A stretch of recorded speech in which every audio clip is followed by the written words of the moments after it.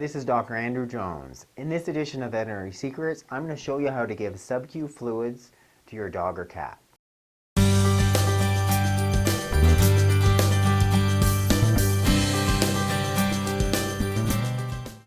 Giving subcutaneous fluids or sub-Q fluids to your dog or cat. What is it? What do you need? Why would you be doing this in the first place? So in particular in veterinary practice, I would have many clients giving sub-Q fluids at home.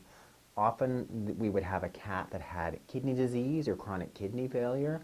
One of the big treatments in treating these cats that have advanced kidney disease is one, keeping them hydrated, and two, lowering these two waste metabolites, one called urea, one called creatinine, within your cat's blood system. And by doing that, it makes them feel better, they're able to eat, they're able to essentially live normally. And often I had many clients who just had to give these sub-Q fluids once a week.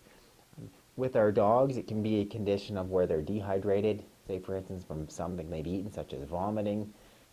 They may have been poisoned by something and we need to sort of either eliminate what's gone into their blood system, which can be done in part way by rehydration.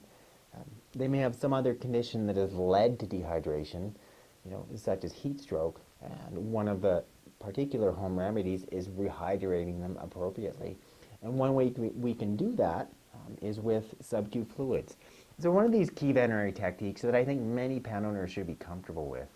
One, it's a skill that you should know how to do. Secondly, too, it's something that can really save you a whole lot of money. And very useful veterinary technique. So what do you need and what should you have on hand? So for most veterinary clinics, you're going to easy able to purchase what you need. Here's a bag of IV fluids.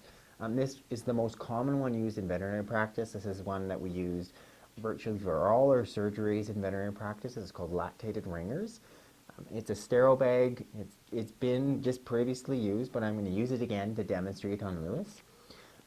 The least expensive way to get it is to get it in 1 liter containers. It also comes in half of this size, 500 ml sizes, so half a liter. As far as how long should you keep and use it if you're going to open it, generally we were told in veterinary practice using it, just one time. We were told in most cases it was safe for 10 days. Some of the recent studies I've read is said that it's safe to use it for up to 30 days. The big point is, that you're using sort of sterile technique with it and you're not sort of contaminating the fluid. I mean, I would be comfortable if I were to have a dog like Lewis with kidney disease and I need to treat him with sub-Q fluids, I would keep this for up to 30 days. But that's it and no longer. So there's your bag of lactated ringers, the IV fluids. Then you're also going to need is a drip set. So this is what I've just purchased likewise. I mean, the lactated ringers might cost you, $3 to $5. Here's the drip set. It's going to cost you another few dollars. We've got one end here. This is what goes into the IV fluid bag. Then we've got the IV fluid line, and it's got the opening and closing. Where it allows the fluid to flow through this line. And then we've got the end of this line of the IV fluid bag, and that's where we attach the needle. So here's the line. It's also known as the drip set. And then we have a needle. I've got here a 20 gauge, an 18 gauge needle, which is pretty standard, which I would use for most dogs. For giving sub-Q fluids, if I had a cat, I would use a slightly smaller needle called a 20 gauge needle. But here's a needle. So what I want you to do is here's the supplies that you need: your bag, your drip set, your needle. Next you need to attach them. So you're going to open up your bag, and on the bottom here, see this little white end? That's where the drip set gets attached. So you see the other white end here where the chamber, which shows us where the fluid goes in. We're going to pull this opening right off. So you can see there, and that's where the drip set's going to be pushed into the IV fluid bag. Your veterinarian will show you, but it's good for you to see me do it here in practice. And I just push it right in, puncture the opening, so I've gone right into the IV fluid bag. So you can see the drip set attached. First thing I'll do is I'll hit the chamber here at the very bottom of the drip set, and I'll put some fluid into it. So I get it about half filled up, and then I can actually see the fluid dripping into the drip set itself. And then I know the IV fluid is dripping appropriately. The next thing I'm going to do is just I want to run fluid through that line because it's filled with air, and I want to run it so it's clear. So I'm going to see fluid dripping out, starting in the IV fluid bag here, going through the drip set, through the lines. We get all the air and the air bubbles out. So you can see the chamber here gets turned off and on. This is what controls this open and closes the line. So I'm just going to open it up here. I'm going to move it up and down. Sometimes you just got to pinch the line because the line gets pinched off. You can see the fluid flowing out there. So I just turn it on and I just have it so it runs clear. So now there's no loud noise. If there's any air in that line, it's now passed. So I see fluid in the line here. It's halfway filled up in the drip chamber, going all the way through the fluid line. Fluids come all the way out at the bottom. So now I know I'm ready to give this sub-Q fluids because it's in the bag, it's gone through the fluid line itself, dripped out clean without any air in it. So the next thing I'm just going to do is I'm just going to hang it up back here. You can see me here. There, Lewis. Now the last thing we're going to do, well, the second last thing, we're going to attach the needle here. This is the 20 gauge needle. I just seat it onto the hub and then I just turn it. You can actually, your veterinarian can also show you, but in a sense it's pretty simple. I just push it on, give it a bit of a turn. On the end of this drip set, it's got a little hub on it that turns, so it actually locks that needle into it. So the needle's not going to fall out. And then all I'm going to do is just pull the cover off the needle. And the spot we're looking at doing, for somewhere like most of our dogs and our cats, is up in here between the shoulder blades. Many clients would ask, should I not be clipping it? Should I not be wiping on alcohol? Generally, no. Alcohol takes up to 30 minutes to even be effective. So by wiping on alcohol, you're actually not doing any good at all, just another source of irritation for your dog or cat. If you're proper follow sterile technique in terms of you're not touching any of the thing, you're keeping the cover on, we reuse a new needle every time. So when you're going to give the sub-Q fluids, you always replace the needle.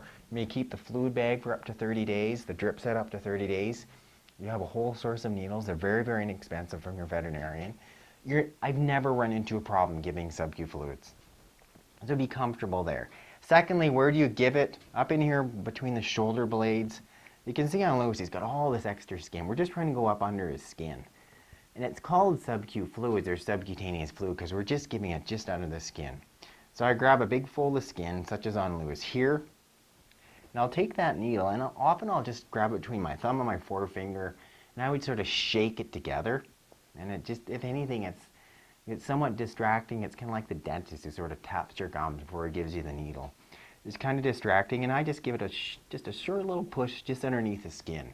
So it's called sub-Q because we're giving it just under the skin, as I did there with Lewis. And then I just open the drip set here. So I just open this little line right here. And that lets the fluid run in. And then, as I hold it up here, you can actually see it dripping.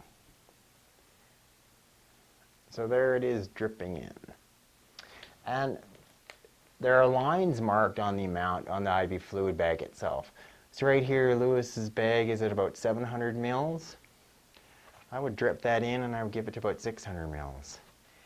Sometimes I found in veterinary practice we would speed it up by just squeezing it, because often I couldn't hold it high enough. As you can see, Lewis is completely fine with it. It doesn't hurt him at all. But I just want to give, as I said, 100 mils to show you how simple it is, because that might be what you'd be giving to your cat.